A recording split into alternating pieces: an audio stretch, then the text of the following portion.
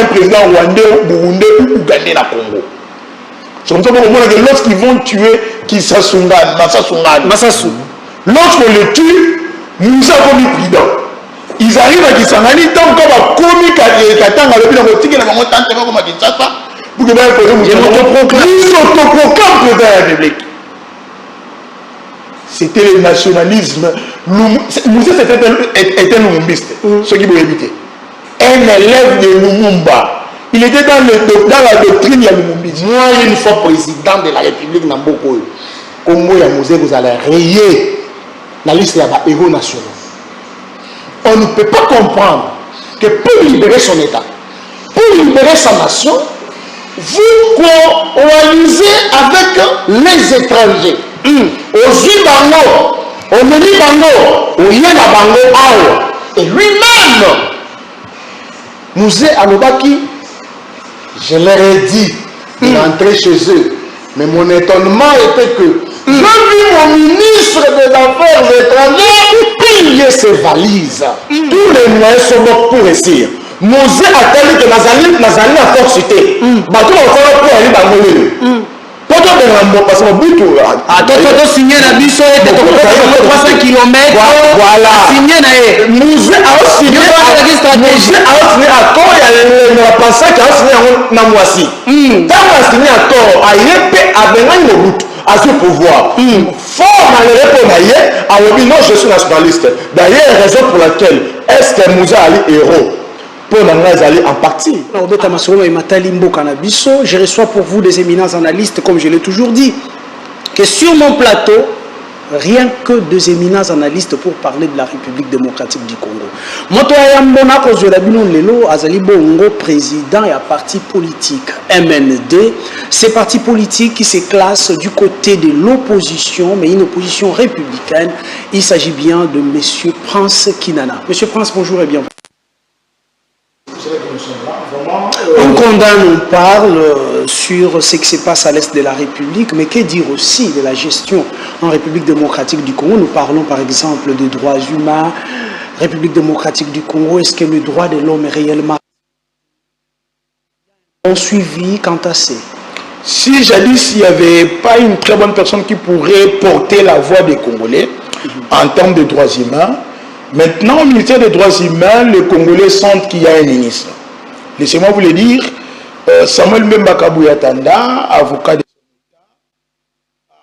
porter les droits humains congolais à l'échelle internationale. Vous voyez, il s'est battu pour la reconnaissance du génocide du Congolais. Ce qui constitue un ingrédient stratégique pour Kagame. Ça a failli même lui coûter sa vie parce que pour Kagame, les millions de vies qu'il a pu tuer dans l'Est ne devaient pas être reconnus. Regardez l'injustice à l'échelle internationale comme l'aurait dit Mouzi à l'époque. Au Rwanda, on a parlé de près de 800 000 morts. Ils ont reconnu facilement. Mais un génocide bien conçu dans les conciliabules rwandais.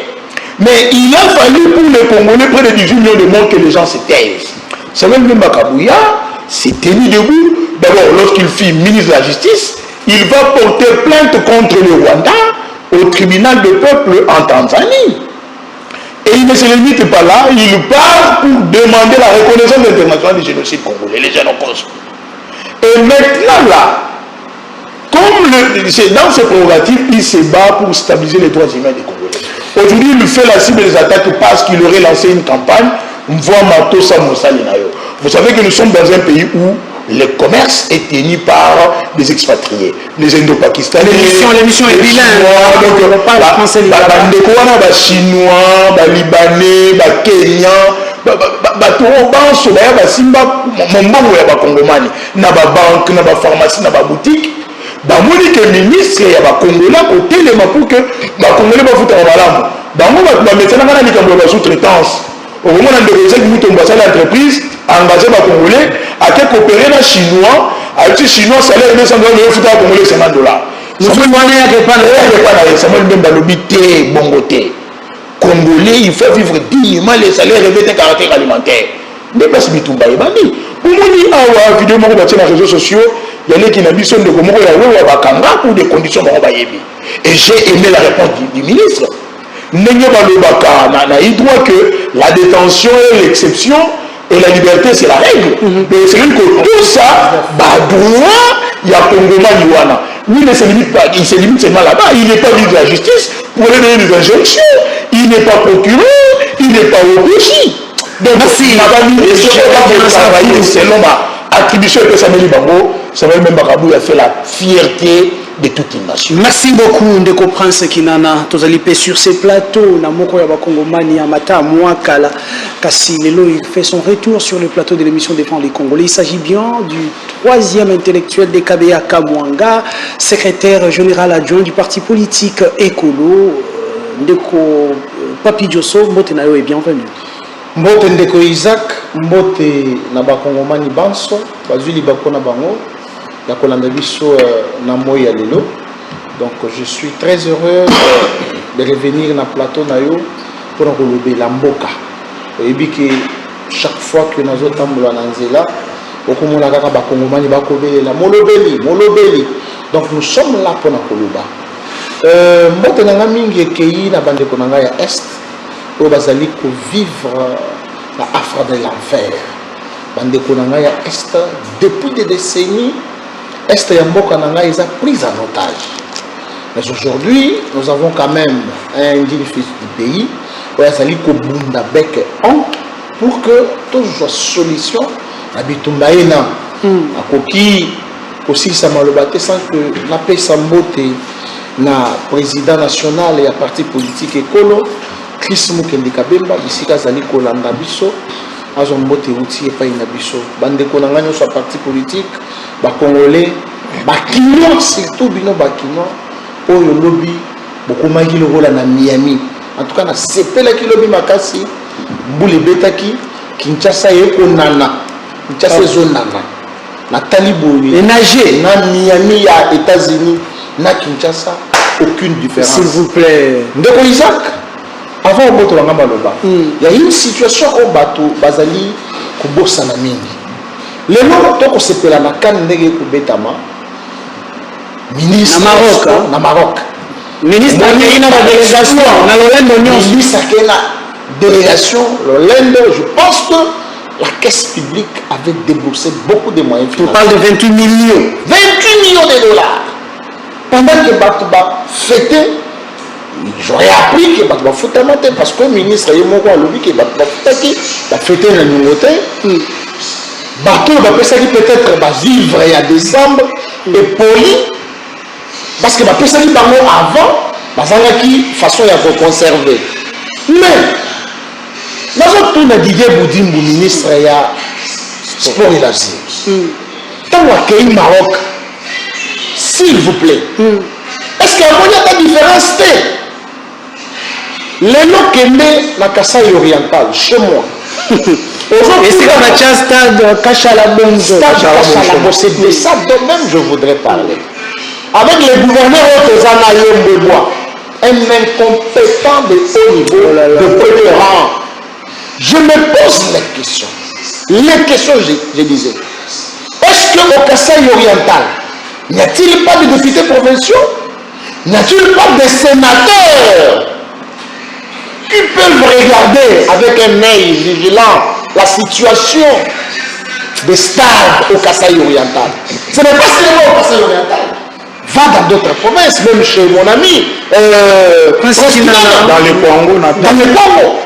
On voit que le stade des athées. Quel est le rôle du ministre à Stade Lumumba. Papa, je te dis. Namatadi catastrophique. Voilà pourquoi je m'adresse au président de la République. Le président de la République, c'est très bien que le parti politique écolo est pour soutenir l'IE. Mais nous avons demandé au président le changement, le renouvellement de la classe politique. Merci. S'il vous plaît, le président. Merci, Samoui. 2026, on a un message dans le président de la République. A commis ça, tabac congolais, biseka, seka.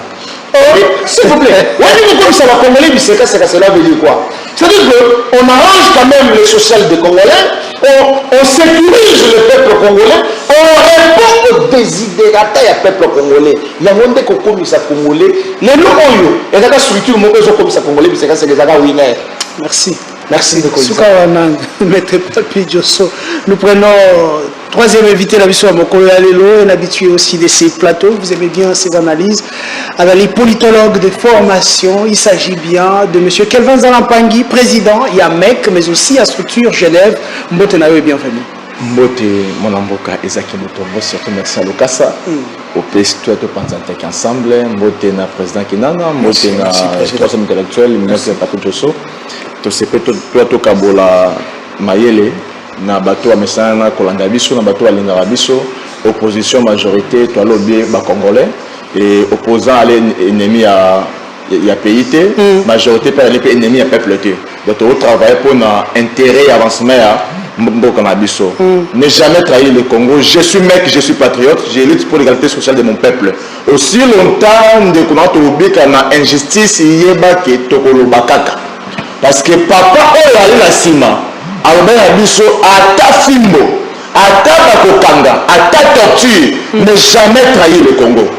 Or même trahir Congolais et puis le Congo ali bateau baozwa pouvoir à biso après cet article 58 ça on dit on va partager équitablement. Ndeko ba amalamu to kolanga na etali bongo bateau baosala misala ya mboka na biso comment baofuta bango chaque fois awawa avant que ne pas pakistanais balibanais d'abord biso na ministère na biso il y a EPST avec une femme incompétente le Congo a ça mal s'il vous plaît à l'aise à foutre à plus de $20,000 mais enseignant à un ministère à 400 000 francs congolais. C'est vrai qu'on a 100 000 francs, à Matissa, ça allait à 400 000 francs, mais ce n'est pas suffisant. Ce qui est récemment, on va faire $1,000.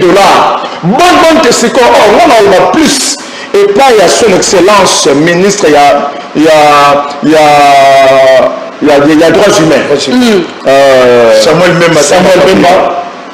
À la seule personne, vraiment, Tosa Moussali. Récemment, Tosa enseignant. Très bien. Député, tout ça enseignant. Enseignant à faire un samal, casse pour le caressant mal. Quand le ministre, on a tout mettre à malam. Plus de d'ailleurs, c'est plus de 28 millions. On dépasse la canne à Wawa. On son retour, ça il a fait $800,000. Bon, qu'est-ce que l'État a initié 27 millions 200 000 $, et qu'il a offert au retour. Tu offres $800,000.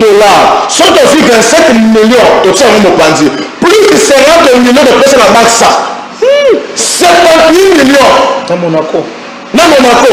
Si Koyo, il mange à pays. Il va aller contre sport pour le deuxième boka. Je suis d'accord. Mais le monde a offert comme il mange à Mboka. Avec combien?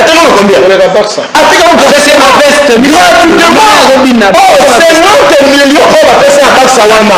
Sauf qu'il a posé le monde. Attends 10 000 à Pamba. C'est là où aujourd'hui le pays est honoré. Bonsoir, je l'ai dit à haute voix. Je suis mec, je suis patriote. Mais moi, je vais travailler le Congo. Il ne faut pas gaspiller il y a que ça l'État bêtement. Très bien, merci beaucoup. Vous comprenez que c'est bien parti pour l'analyse. Nous réfléchissons le Congolais, de l'Ongoli Kazakh, la casquette nabiso politique, il y a un camp politique. Nous réfléchissons le Congolais. Naïbi que la mission bazalagana pour la voilà mon thème mabé. Mais les gens pour réagir à travers le numéro qui est là, comme l'angaï. Bandeko yanga ya Angola, vous m'écrivez beaucoup. Bandeko bazali na Kinshasa, komaka déjà pose la tête que komaki na retard. Motuna nanga ezali boy. Est-ce que Mouzé Laurent Désiré Kabila, et c'est vrai qu'on reconnaître solo le héros national pour la Mayasani na RDC Toté. Les conséquences, il y a qu'on soit pouvoir naïe. Est-ce qu'on peut reconnaître ces messieurs comme un héros national? C'est ce que nous allons essayer à débattre. Je vais commencer avec le président Prince Kinana qui aura 5 minutes et analyse. Mouzé Laurent Désiré Kabila, 25 ans après sa mort. Je vous ai lu à travers Tribune Moko et Okomaki, Lobby. Est-ce qu'on peut les reconnaître comme héros national? Le vrai soldat du peuple. Vous avez 5 minutes. Merci beaucoup, Ndeko Isaac. En tant que nationaliste, c'est le rôle de Mouzé Nengadalaki. Je sais que Mission naïe politique balobaka, le bonheur du peuple fait l'honneur des dirigeants. Bolingate que gouverneur ya ville Kinshasa a comme nganga ya kisi, to comme nzambe so gimbule ko beta che batol, maye comme raisusu na balabala te. C'est un phénomène naturel. Ah, tout ce qui Kinshasa et c'est neli ko pese na matondi. Parce que si on tali mboulo petit 2 jours. Namboula était le 4 avril passé. Dans le 5. Dans le 5, ça va sinistré. Mboula était le Beleki. Mais il y a eu combien de morts? Il y a eu combien de morts? Va répondre. Pourquoi? Parce que Moussala et Salemi, qui rage à niveau Balisakibino, qui rage à la rivière, comme une urbanisation sauvage, comme un ordre urbanistique, kokombola ya Kinshasa ba matériel ezali kozwa ba matériel ezali kozwa politique publique est en place pour na Kinshasa zobonga et ça pour corriger ma peine surtout ezalaki avant boali pour reprocher Daniel Lubumba bokamba miyamabe ya Kinshasa il y a plus de 50 ans. C'est très méchant. Ah, il faut lui donner combien de temps pour voir Kinshasa se redresser? Daniel Bumba kuta Kinshasa, New York, tu as côté la Marrakech, à côté la New Delhi. Tu lui pété qu'il y a un commissariat à Berlin. Mais tu lui dis que Kinshasa et que comme Kinshasa au Bakino Balingaki. On le voit à travers Banzela ou Jerusalem, à travers toute la ville. Kinshasa est en chantier aujourd'hui. Certes, Moula Sogabeti, Babalaga la fait ton maille. Mais est-ce qu'il faut juger le gouverneur? Tant d'écoulement à maille. Regardez après la pluie. Maille n'a pas sali combien d'heures? Mais avant que Boumba la gouverneur, maille ça là, 4 heures du temps, 2 jours, maille n'a pas les longs ratés. Mais au lieu de critiquer Daniel Boumba, moi j'ai vu une ONG. Na bien mon référence qui peut le gouverneur. Non, tu es bien écouté, mais tu ne parce que tu peux répondre n'appel à salon obligatoire. ONG va répondre DPPF. Une dynamique de maman va s'en aller au Congo à Kinshasa. Donc, Papi Diosso allait place au critiquer gouvernance à Kinshasa. Quand on va dans la limiter dans le place où candidat kuna sensibiliser dans la baba s'approprier salon obligatoire. Merci. Merci, il vous reste 2 minutes 30. En 2 minutes, Musée Laurent Désiré Kabila, est-ce un vrai soldat du peuple? Musée héros national, soldat du peuple qui manque beaucoup aux Congolais. On sait très bien que même ceux qui ont de consulter, qui ne fût que pour des conseils. Mais je me dis aujourd'hui, la vraie question, ce n'est pas le combat de musée. Question, madame Fotomitoune, est-ce que nous sommes dignes de son héritage? Est-ce que Tokanga qui m'a maillé? C'était quoi déjà cet héritage pour être digne de ce Congolais? Comprenant qui lutte dans le combat à musée. Est-ce que les Congolais comprennent pourquoi il y a qui Koufa pour Namboka? C'est un héros national. Enseignement à musée de la Guinée. Que le Congo soit indépendant, réellement indépendant, financièrement, économiquement, politiquement. Musée nous a montré l'importance d'être souverain. Musée dans sa tombe, dans la tomate ou à l'Afrique du Sud, c'est nous à Zambie, Pakistan, il s'est dit, ont-ils compris le message de la Guinée? Parce qu'il était déjà prêt, avec le service national. Avec le service national. Quand Musée se voit aujourd'hui que les dirigeants congolais vont se permettre qu'il y a 200 millions, 400 millions de dollars. Il y a 600 millions. Le projet est dilapidé, mais pour le vaccin, pour le vaccin, nous sommes obligés de négocier la FMI à plus budgétaire, Musée plaît. Lorsque Musée voit que les Camerounais de Tumba ont émis la Liwa, Bissou va Congolais, pour que tout bâtit une armée forte, républicaine. Mais nous pensons que c'est Trump qui viendra donner la paix à ce pays. Nous est en train de dire, mais est-ce qu'il va comprendre? C'est-à-dire que l'interdépendance, comme héritage, l'héritage des musées, son combat aujourd'hui, nous allons pour jeter un mot en pâture. Les grands Congos n'arrivent pas à se relever. Et pourtant, ils avaient déjà averti que la guerre sera l'homme de populaire de bateau, se préparer. Même dans le village, moi, j'entends ma tolo. Musée avait fait de cette guerre une question nationale. Mais qu'est-ce que nous faisons aujourd'hui? Pendant que nous sommes agressés, tu vas aller au Bundana, tu vas avoir un discours tribalo-ethnique, tu vas Findana, tu vas Inana, tu l'humanité. Ma propos séparatiste, et pourtant, la politique est une famille. Ici, on parle de la nation qui est agressée. Donc, le combat de Musée, c'était libérer son peuple. Il avait déjà compris le jeu du Rwanda. Merci. Il avait compris que l'agresseur ne vient pas seulement dans la peau de minerai d'Abisso, mais c'est même le Congolais aille dans le comatissa. Degré à patriotisme. Merci beaucoup. Je reviens à vous. Atako Mayolobi wana au beta li solo ya héritage. Ba Congolais musuba ko mituna. Nyonso tozali lelo ko vivre. Toko beta li solo ya héritage. Mais qui a amené ce qui nous inquiète? Porte d'entrée na bango balobi ezaki musée. Je reviens à vous. Maître Papi Diosso, est-ce que vous reconnaissez aujourd'hui patriotisme ya musée Laurent Désiré Kabila? Koloba que Joseph musée Laurent Désiré Kabila zali le vrai soldat du peuple. Il a laissé héritage au Bissomoko Tokokiko gérer Yango Malamute. Qu'est-ce que vous répondez à toutes ces accusations? Merci beaucoup. Madame Nabiso, Nakotanga Kakaba message, s'il vous plaît. Boben Nabiso, nous sommes en direct, mais Nakotanga Kakaba message. Écrivez. Merci beaucoup, Ndeko Isaac, pour la question. Mais avant d'aller la question, il y a patriotisme et musée. Je suis dans l'étonnement. Na zone di maté que moto ya vandi en face nanga eza prince kina nonga na yebi président national ya MND. Prince Kinana lorsqu'il parle de Bumba à Oseka na Kinshasa total émission ozomona les rires sur ses lèvres, c'est-à-dire que ce qu'il dit ne sort pas de son cœur mais il est dans la monoko. C'est quoi ça? Parce qu'il vous dit c'est un phénomène naturel. Est-ce que tu as le bêtis? Mais ça lui combien de temps? Est-ce que Batouba Koufi? Mais est-ce que Mboule est commettre Badegate? Mitouka Batou Bébide? Ainsi de suite. Alors, Bibo, c'est ça la phrase qui m'a beaucoup plus intéressé. Bozo attaqué Bumba pour la Makambu il y a 50 ans. Place dans le bureau. Dans le presque il a ce qu'on appelle en latin le joie du loi. Pour dire quoi, Maître Papi?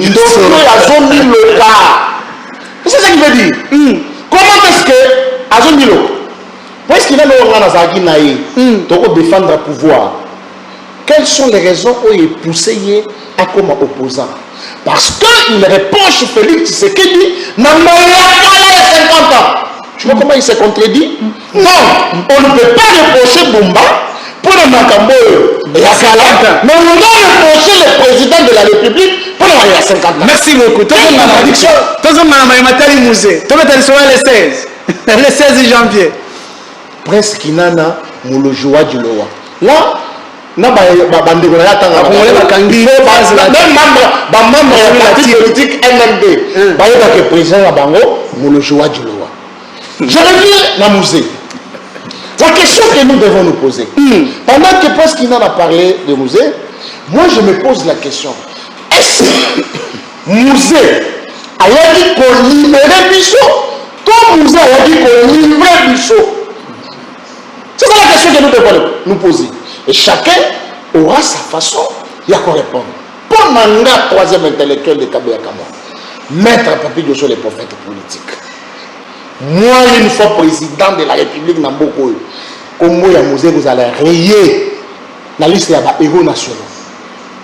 On ne peut pas comprendre que pour libérer son État, pour libérer sa nation, vous coalisez avec les étrangers. Au Zibango, au Menibango, au Yenabango, et lui-même, Mouzé Alobaki, je leur ai dit d'entrer chez eux. Mais mon étonnement était que j'ai vu mon ministre des Affaires étrangères plier ses valises. Ça, c'est quelqu'un qui est venu libérer. Et donc, Ndeko Kelvin, n'est jamais trahi les Congo. Je me rappelle le 31 décembre, moi je suis chrétien, le pasteur Maurice Chimanga a tei biso a pesi biso thème il y a année le vin nouveau. Mais dans ma explication, il y a un verset biblique. On ne peut pas prendre du vin nouveau, mettre ça dans les outres neuves. Dans les vieilles outres. Dans les vieilles outres. Merci beaucoup, Président. Comment nous pouvons prendre une phrase de celui qui a livré le pays aux ennemis comme une phrase fondamentale? Et ça, le point de joie, vin nouveau, de Tchango, vieille outre. Vous comprenez? Donc, pour moi, musée Aza Héros National, bon, textuellement, oui, parce qu'il est reconnu en tant que tel, mais c'est une analyse que moi je fais. Donc, si aujourd'hui vous avez cette responsabilité, il doit être rayé. Merci beaucoup, merci Papi. Parce que la difficulté que nous avons aujourd'hui, c'est Mouzé qui nous l'a amené. Merci beaucoup, parce que si Mobutu n'était pas à la fin de sa vie, Mouzé a dit qu'on peut. C'est la faiblesse de Mobutu et que Batu Bakomaki, qu'on l'aime la dictature de Mobutu, ils ont fait ce qu'on appelle faute de mieux, Tozuata Oyo, parce que aussi Tolembi, Mouzé. Donc, commémorer la mort de Mouzé, en tout cas, nous en tant que Congolais, merci beaucoup.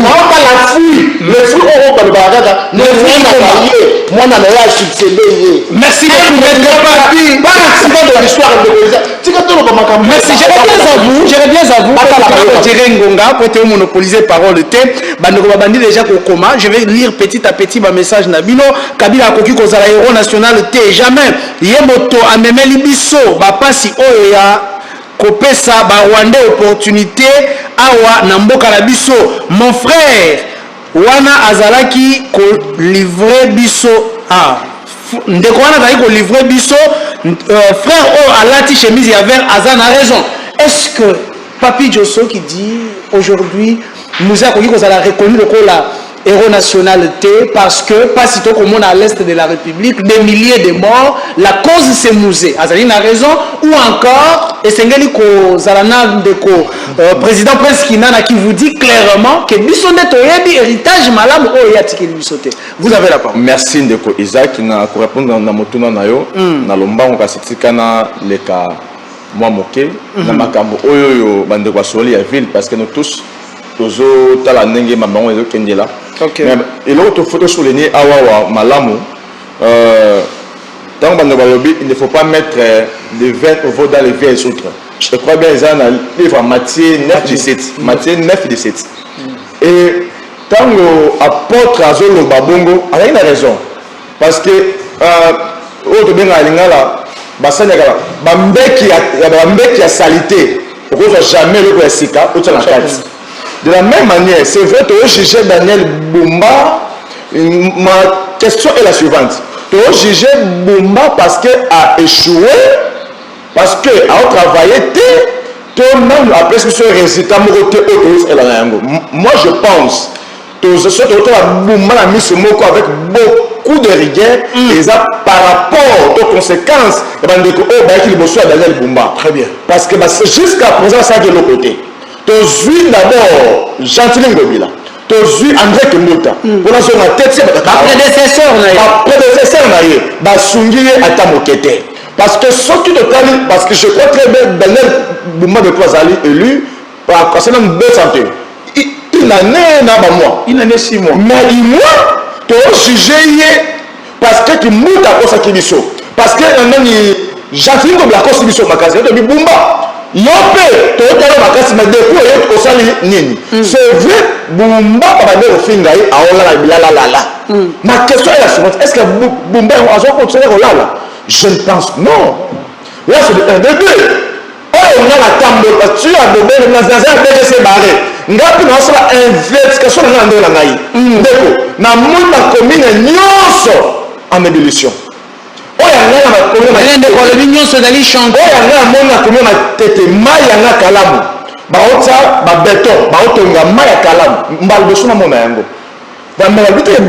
Bumba a reçu. Mais tout le monde a travaillé. Oh, à lui, on a dit, ce qui a continué sous peut-être, bozwa résultat moko malade. Merci beaucoup. Réellement chuté. Moi et dans le bossa pas du peuple pourquoi? On est dans malade le bossa pas du peuple on est à la plus perdu moko wana. On est dans mai tire le peuple ka na fleuve. Mais on est dans on a tongi bossa ou le wana non mais tout na. Chanter belle biso la buka banda. Tima est dans la mine triomphale wana. Et c'est là l'immeuble là intouchable. Qui se colle? Un individu qui est dans l'immeuble, oh, bateau ami tout comme tu es couffé na mai et dans la huilerie. Oh, banda pour qui a bateau. Babu kapé oh, wana pour que moi là. Très bien. Nous allons désirer que jamais trahi le Congo. Deux thèses. Thèse à Liboso, Moussa Lobi Azoya avec un comme étant le libérateur. Aïe pour libérer Bisso entre les mains de tyrannie. Il y a Mobutu. Parce que le Mobutu m'a donné à Bélissi. Oh, Mobutu a imposé qui Bisso, dictature, torture, Mambele, Moussa, non, le coup a lié à Nibenga Linzambe, un libérateur. Malheur à Moussa a dit Mini. Débat est une très bonne idée. Mais bateau bataki pour azaki banani tant a signé pacte naie contrat naie na ba rwandais aye de module ni oya salaki ba rwandais ba accompagner mais là où moi j'apprécie cet homme puisque autant a commis alors je suis nationaliste. Mais attention, nationalisme wana esengela ki la mukakaka tango akomi azwi bokonzi to esengela ki la mukabanda babandaki ko signer ba accord de l'Emera appliquaki au domaine la politique na kombo ya livre ya Machiavel parce que Machiavel a dit tous les moyens sont bons pour réussir.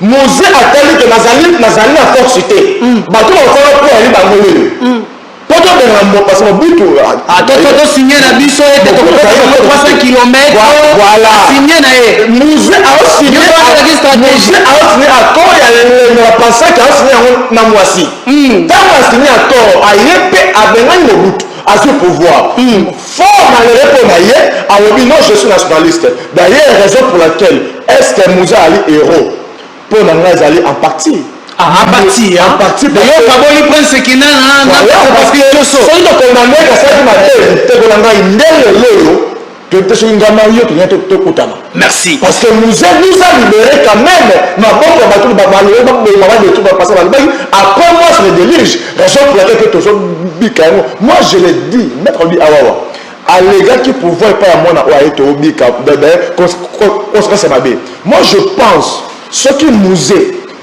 Azraël toujours à pouvoir. Après ça, il pas moi en Haïti.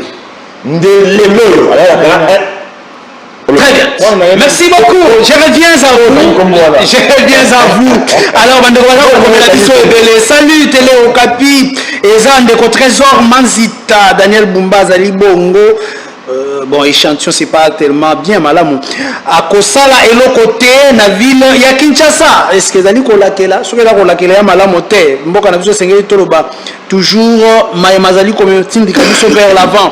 Ndeko Moussou Zala comme la biso pona koloba ete, l'héritage, ya musée, Zali Bongo, Joseph Kabila Kabange, soki lelo, Joseph Kabila, totali lo lenge na ye ya ko, gérer, tokoki koloba teke musée, Zali Bongo, héros national. Alors, Mbote, Nazubino vers la fin, Kassi, Pona Oyo, Taliville, Bosoto, Ezosila, Te, Tilelo, Boyebisa, gouverneur, Yakinchasa, Abakisa, Bakampagne, Nayeya, Balabala, Eza Wenzete, ainsi de suite. Et bon, pasteur Ogi, depuis quelque part. Merci beaucoup, Bandeko Bozo, comme depuis l'Angola. Bandeko Bozo, Tindaba Audio, comprenez que nous sommes en direct. Moi, on attend la audio, la bine Rosalate, écrivez-nous, pour ça, il a vu un message et un texte. Prince Kinana, on vous contredit. Pour la Kolobaete, Kota a déjà héritage à héros national. Et quand il faut définir le qualificatif, il faut essayer de toper ça. Lumumba Lelo, Lumumba Bomisi ba Congolais. Lumumba tikeli biso guerre à l'est. Lumumba n'a pas signé la signature le rôle à l'Emera où vous avez côté une partie en Mboka na biso. Sur quoi vous vous appuyez au juste? Merci Ndeko Isaac. Laissez-moi répondre na frère Lobi Makambo ya Foulou na Kinshasa, pour lui dire qu'au grand mot, grand remède, le gouverneur Daniel Mbalobaki a récupéré le centre d'enfouissement Nampasa, au Batekaka et pas Yangobila, et puis a créé Moussous na Mitendi, a créé Moussous na Boadi. C'est-à-dire que aujourd'hui Kinshasa, comment il compte même dans la place des charges publiques, est-ce qu'il va te faire boire à Foulou na Bango? La province, via le gouverneur Daniel Bumba, Bakobunda pour que Balongola Yango. Yo Congolais, vous avez une position critique.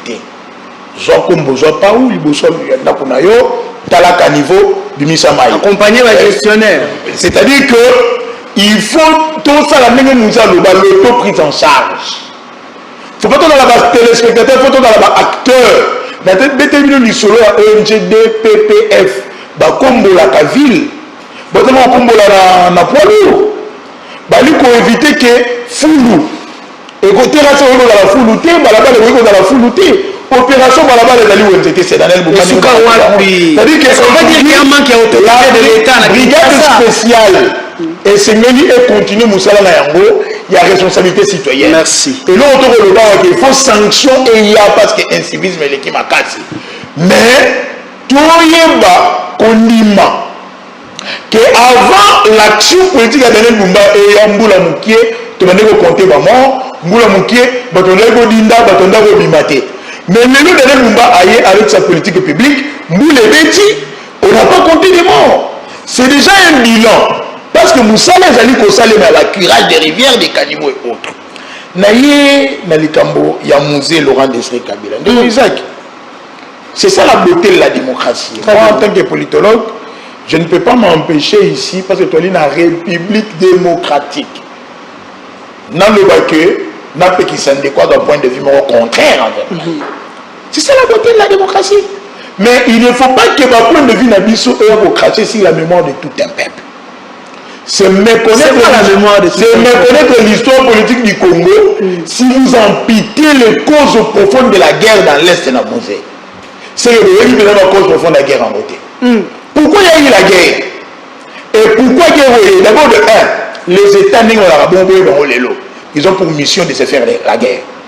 La guerre, elle est d'abord géopolitique. La conquête des espaces. Aujourd'hui, les États-Unis vont en guerre avec la Groenland, vont gagner la guerre avec l'Islande, à l'Union du Canada, il y a annexé Bafou. Et il y a parce qu'il n'a même la Bible le dit. Le fils de l'homme mourra, mais malheur n'a oyo. La guerre, c'est vrai. Mais malheur à celui par qui le 32 ans, il y a dictature, il y a Mobutu. Salaire impayé à bateau, armée inefficace, corruption généralisée, pays appauvri et humilié. Le Congo était devenu un État faible. Et un État faible attire des prédateurs. Qui étaient ces prédateurs? Le Rwanda, l'Ouganda, le Burundi. C'est constitué par le Congo est faible, c'est le moment de frapper pour que tout le monde va profiter de la minerai et il y a un espace, tout le monde va espace. Mouzé en tant que maquisard, Mouzé n'a pas commencé la guerre avec l'AFPEL. Il venait. D'ailleurs, beaucoup de quand on lui parle de Mouzé, on lui dit non, c'est l'aventurier qui vient, c'est pour se tirer le minerai au Kima en Tanzanie. Mouzé comprend qu'il y a un plan contre son pays. Il faut saluer son courage. Ce qui se fait sans vous est contre nous. Mouzé le dit non. On parle de mon pays. Je ne peux pas les laisser qu'il ne va conquérir une boucle. Et le comme esclavagisme. Mouzé intègre l'AFDEL. Quand il va, il n'a pas créé l'AFDEL. Il n'a pas créé l'AFDEL. Il a intégré. Et à la il n'était que porte-parole. Voilà le poste occupant Mouzé. Mais de par son courage, de par sa mission, avec pour que et pour retomber qu'on n'ait pas un président rwandais, burundais ou ougandais dans le Congo. C'est comme ça que lorsqu'ils vont tuer Massassou, lorsqu'on le tue, nous avons mis prudent. Ils arrivent à Kisangani, tant qu'on va commis Katanga, le bilan de la maman tante comme à Kinshasa, pour que vous autoproclame président de la République. c'était le nationalisme. Moussé était lumumbiste, ce qui vous éviter. Un élève de Lumumba. Il était dans la doctrine du lumumbisme. Donc, les Congo et la combat, les Rwandais sont venus avec Moussé. Je veux dire que l'opération, comment on appelle ça encore, opération français, l'opération turquoise, ça n'a pas été avec Moussé. Les malheurs du Congo commençaient depuis le génocide de Tutsi na Rwanda. 1994. 1994. Le jour qu'on a laissé nos frontières ouvertes, que les Rwandais entrent armes à la main avec bagage sans que tout fouillé Bango, malheur à Congo. Merci, Ndeko Prince. Merci, ce n'est pas Moussé. Aujourd'hui, dans le Kikakagaga, mais avant que Manicolo a pyrochlore, Nicolas a coltan, Nicolas a lithium nabiso. Aujourd'hui, lorsque ces impérialistes américains et autres, donc c'est un peu la multinationale, ils ont utilisé les mêmes Kagame pour piller nos minéraux. Ce n'est pas Moussé. Kagame vous ramène les causes de la guerre à Zone avant Westphalie. Avant Westphalie, c'était avant la conférence de Berlin. Hein? Je reviens à vous. Moussé, il est héros national, héritage de la dignité humaine, la souveraineté de notre État, l'interdépendance, mais ne jamais trahir à travers une armée forte. Nous nous saluons. Quand on nous fait de cet héritage, merci beaucoup. Maître Papi Diosonga Ndumwendela Bwenda, on vous dit, vous avez mal lu l'histoire. Il y a une analyse, il y a Mabé.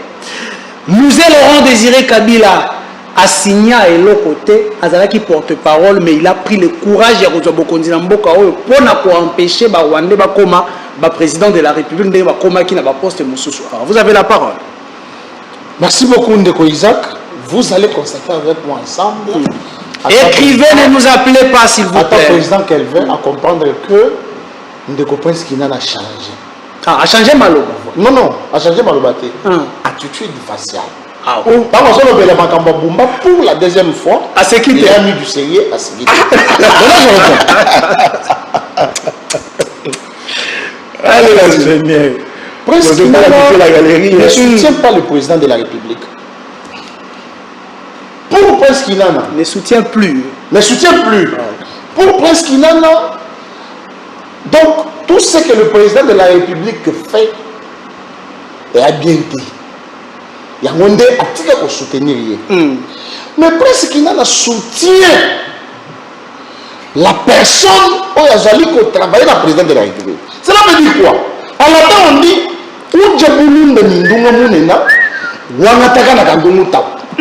ça signifie quoi? Je suis ami de Isaac Mutombo, mais je tue l'enfant de Isaac Mutombo. C'est ce qu'il fait. Comment peut-il nous expliquer? Bumba qui travaille, parce que Nazolo Bango pour que Batwa comprenne. Bumba qui travaille pour le président de la République. On peut féliciter Moussala Kosala, mais le président de la République pour qui on travaille, on va abandonner. Est-ce que le parallélisme Wana? Je peux répondre. Non, il est dans son temps de parole, je reviens à vous. D'accord. Est-ce que au sommet tilapia à bota sardine? À bota tilapia. En latin, chique la cachette la moussa. Donc aujourd'hui, voir Prince Kinana soutenir Daniel Bumba à Kinshasa. Je peux dire ça, c'est une situation qu'on appelle la sorcellerie secondaire.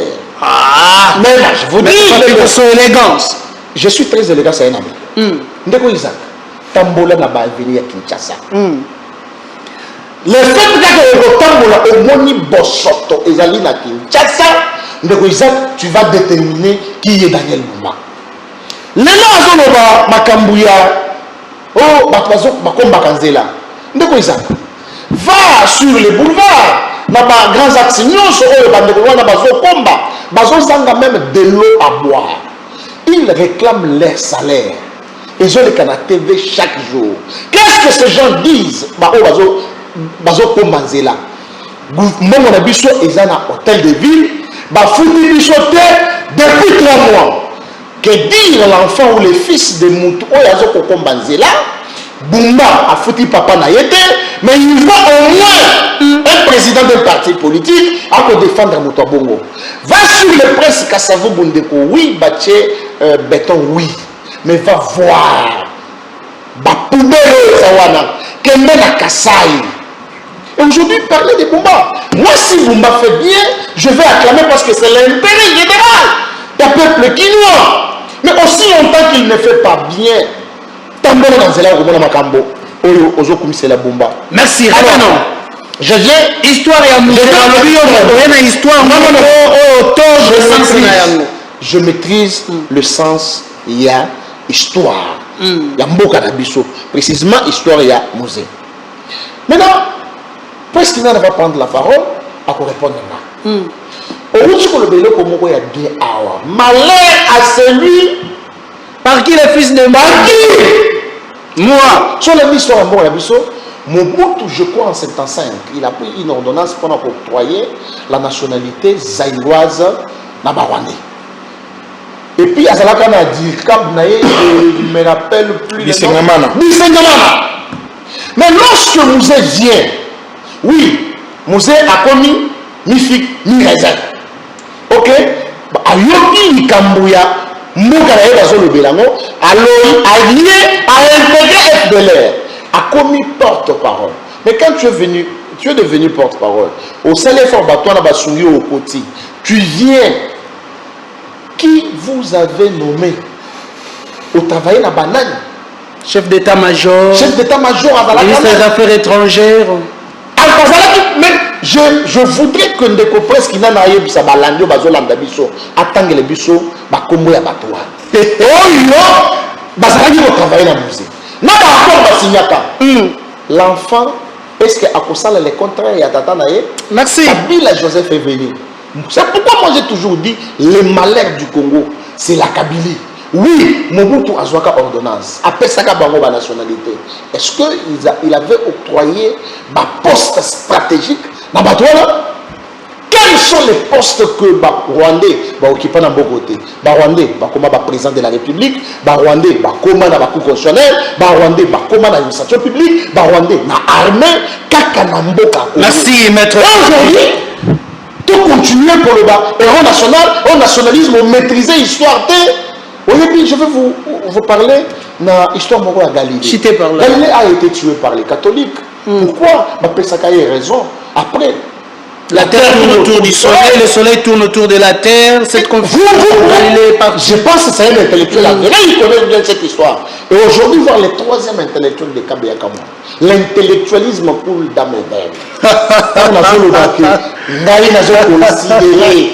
il faut que la Mukanda et ça la doctrine. Qu'est-ce qu'on appelle la doctrine? Merci. Je peux aussi mettre un avis. Maître Papi, merci. Voilà Kelvin Zalampangui. Merci beaucoup. Kelvin Zalampangui, on vous prend, mais que je lise deux messages. Le pasteur Ogui demande que je puisse lire la dernière phrase. La campagne de Daniel Bumba, Balaba les Awenzete, a continué na yango pe abakisa Balabala ezali Barte. Alors, un autre Congolais nous écrit: bon après-midi, Ndeko Isaac, Zangaï, Monsieur Ig, Nasepelagana, émission Nabino Makasi, Musée Laurent Désiré Kabila a mérité Kobengama héros national, tandis que Daniel Bumba, mon salamoko, Azosala, na ville, ya Kinshasa, Ezali, Te.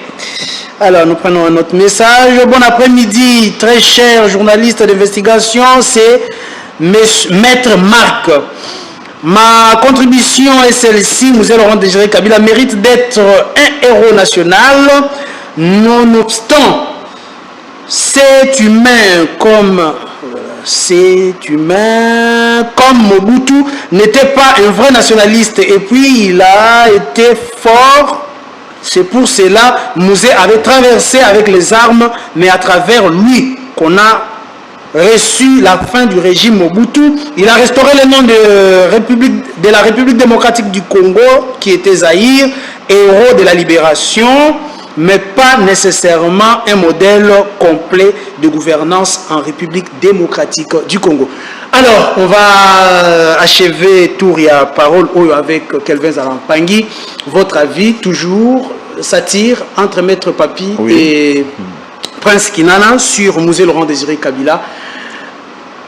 En ce qui concerne l'histoire, on dit l'histoire a été mal comprise et pas un Ndeko Papi. Ndeko Papi a présenté P.O. Ezali qu'on pouvait être Azali Bongo au Télémela, qui est héros national et à musée. Votre avis? C'est la beauté de la démocratie. Très bien. Maître Papi a présenté thèse naïe, n'a raison naïe. De l'autre côté, le président qui a présenté P.O. Yaye. Parce que Ndeko Isaac Yambona continue à moquer. Nazo loba juste phrase moko ndeko baye baete Kinshasa eloko ezobika to benga yango na français douleur d'accouchement. Douleur d'accouchement. À un moment donné, le chef de l'État a la qualifié comme état marionnette. Il y a Kabila. Par l'opposition à RDC cache. À un moment donné, mais tant tu as bêté qui bâton et par là avec le bon cas, auto-oblique, la gratuité et consort. De la même manière, si Bumba, moi je ne comprends pas tous ceux qui critiquent Daniel Bumba. Ils ont raison, ils ont totalement raison parce que la ville nous appartient tous. Bazar à tout moment Kinshasa et Koma, Kinshasa, mais tu peux au pays Ninoana.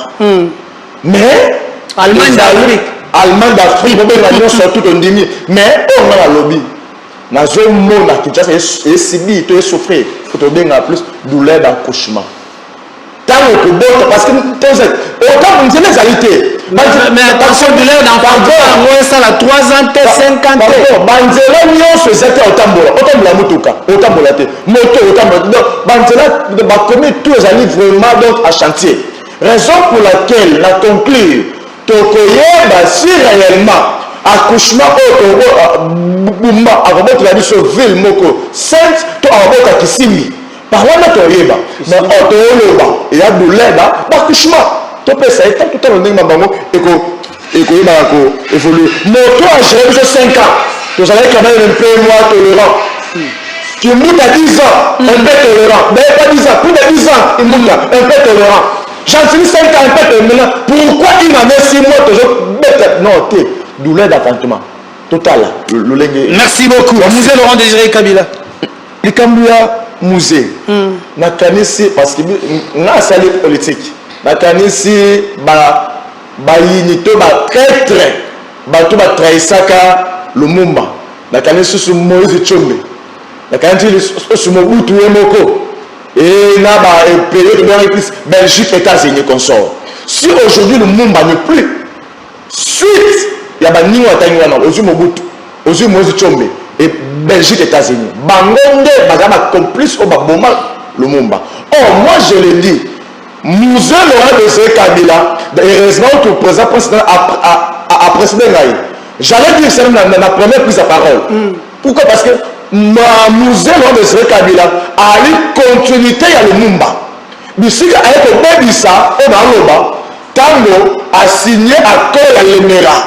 Et tout le monde a dit voilà, mais après quand on a Mboka, on s'est saisi encore au Souka. A dit je suis nationaliste. Ne jamais trahi le Congo. Tant mieux mourir. Parce que c'était après les dégâts, ça. Hein? Après les dégâts, oui. Mais, Ndeko, chaque fois, moi, surtout, il y a moqué, papa va aller ma casse. Attends, on aller dans le mba. Moi, je suis moqué. Elle a trop sûr, mais papa va aller. Nous allons trop sûr dans la vie. Non, non, parce que mon bout est fort. Tant que tu as que musée Ali héros nationalité normalement est pesé trop non il a lutté et c'est là non pas Mawa parce que ok parce que si aujourd'hui ceux qui me lèvent ceux qui tirent le Rwanda un petit pays pour qu'on soit connoté à cause de la fameuse phrase n'est jamais trahi le Congo parce que même les mots qui pays phrase raison pour laquelle Motonios a causé côté pays il y a un coup. Merci. Merci beaucoup. Alors je vais lire 2-3 messages. Je vais accorder 30 secondes à inviter Nangai Poete Toshité, journaliste musée franchement Azali héros national pour assurer sa mentalité à dictature. Yango ba Congolais to komi côté la dictature ya Chilombo. Félix Antoine Tshisekedi. Alors nous prenons un autre. Bonjour Télé Okapi, tous. Bon, tous ces troubles que nous avons aujourd'hui proviennent de M. Kabila. Il ne mérite pas d'être héros national, hein? Pasteur Joseph.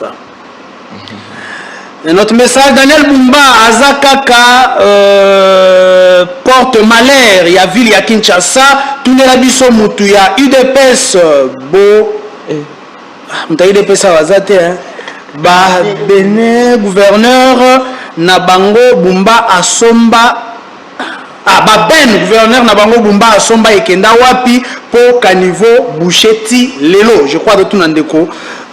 Prince Kina, le président est parti d'ailleurs. Il y a Serge Poyi Mwamba, Donatien, Nasepolina émission Nabino. Merci beaucoup, Ndeko Serge. Merci.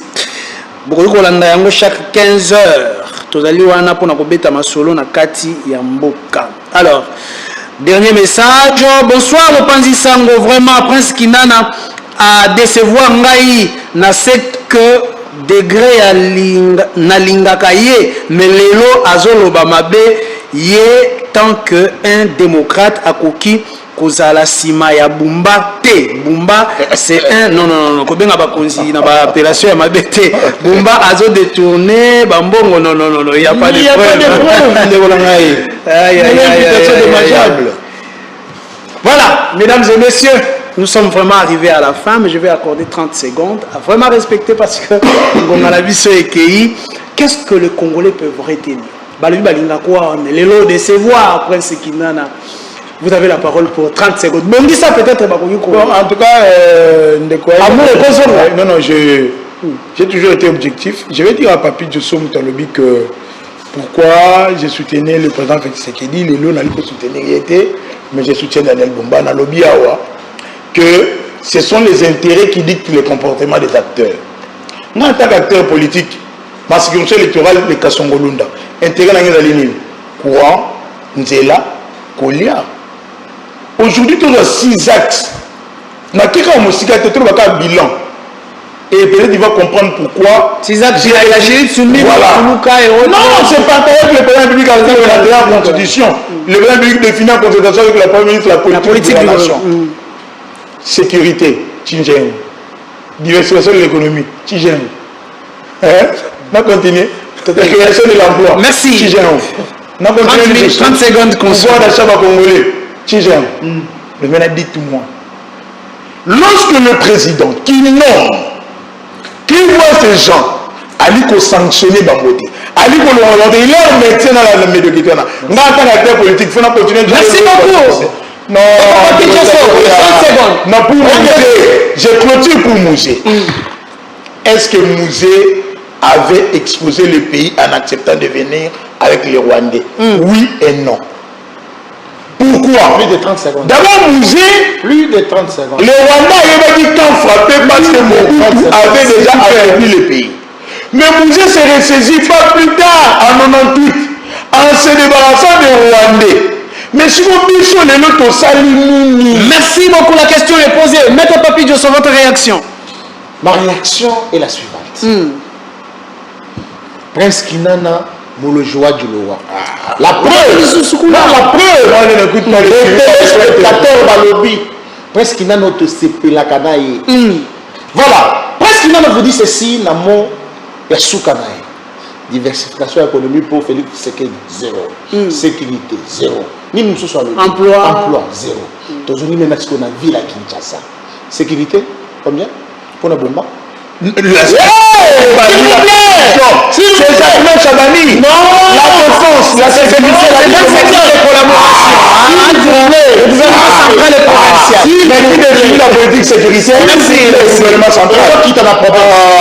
Dans la province exécutée par le commandant de la ville. Merci. Salubrité. Et là, ils se sont en tous les vitocos. Très bien.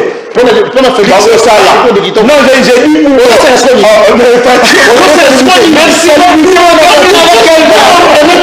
Vous comprenez que, au moins, s'il vous plaît, de ça.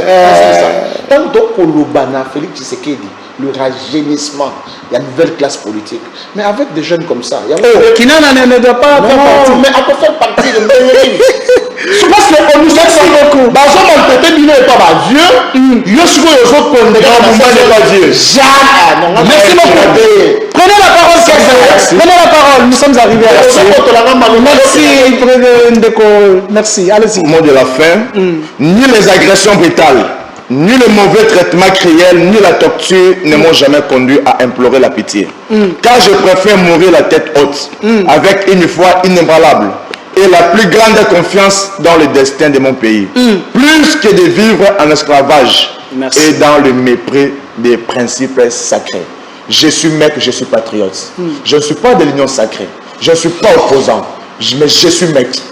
Je suis mec, pourquoi? Parce que Isaac Théopique a une égalité sociale à nous transport passi, maï passi, courant passi, banzele zalité, insécurité, mabe zali, bazoboma, bazobeta, nekoto salate, au juste to le bazinini. Je suis mec, donc bakino chité, pardon, on vit, on habite,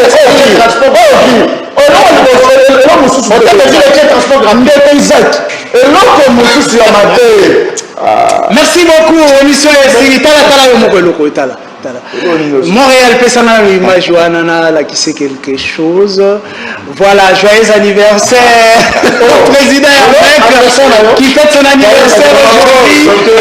Quel vin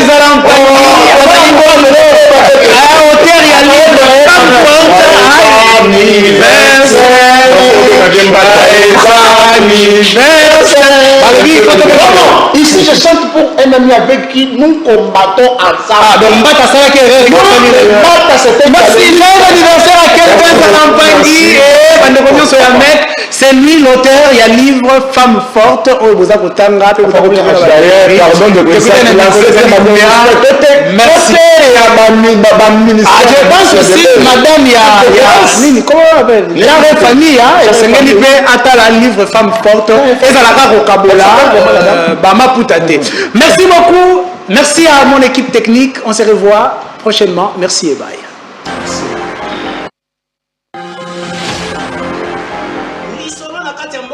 Toujours